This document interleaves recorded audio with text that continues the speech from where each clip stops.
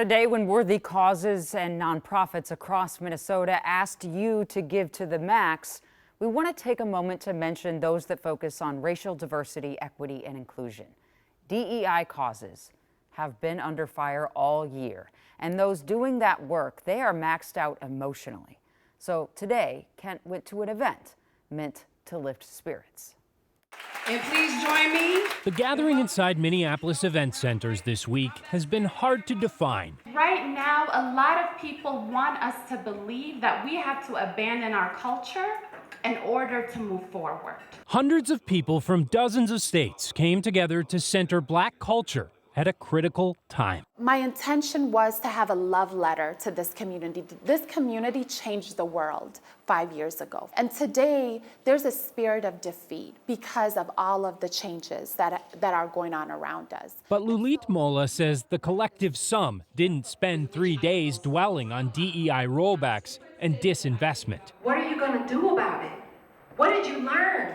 Those in attendance were seeking more than solace. To share ideas and to find strength in one another for what's ahead. Though former KARE 11 anchor Roxanne Battle admits neither she nor anyone here knows what's ahead in these uncertain times. It's difficult. I just stepped into a nonprofit role with the WINS Foundation of Minnesota. I'm like not even 3 weeks into the role, and I'm already hearing about nonprofits folding and the lack of funding given the current climate that we're in. And it comes as corporate layoffs and government cuts are putting even more pressure on them to deliver to those they serve. We exist within this tension of we're getting less support, but we're providing more support, which is why it's critical to take care of those leaders in the middle that are navigating both. That's something the leaders here It's a different vibe, and it just feeds your soul. certainly feel. I'm grateful.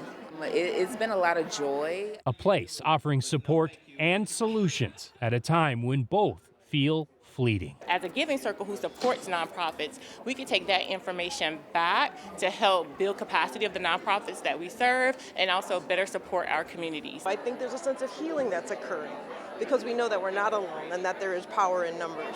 A power that's certainly greater than the sum of its partners. And I think in a world of isolation and disconnectedness, it is revolutionary to build community, and that's what we're doing.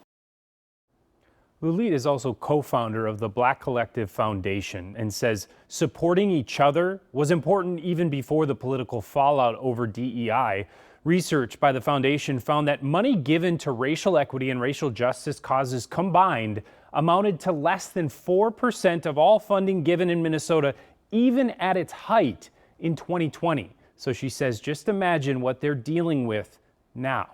Jana. It's just a startling statistic, less than 4%, when there is this perception out there, misperception out there, that everything was given to these kinds of organizations at the time.